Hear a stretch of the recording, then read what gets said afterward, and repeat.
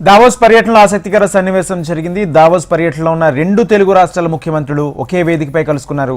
దావోస్లో జరుగుతున్న world economic forum summit కు వెళ్తుండగా జూరిచ్ ఎయిర్పోర్ట్లో చంద్రబాబు, రేవంత్ రెడ్డిలు ఎదురుపడ్డారు. కాసేపు రెండు రాష్ట్రాల్లో జరుగుతున్న అభివృద్ధి కార్యక్రమాలు, వివిధ పెట్టుబడులపై ముఖ్యమంత్రుల మధ్య చర్చ జరిగింది. దేశం బయట ఒకే వేదికపై రెండు తెలుగు రాష్ట్రాల సీఎంలు భేటీ కావడంతో ఆసక్తికరంగా మారింది.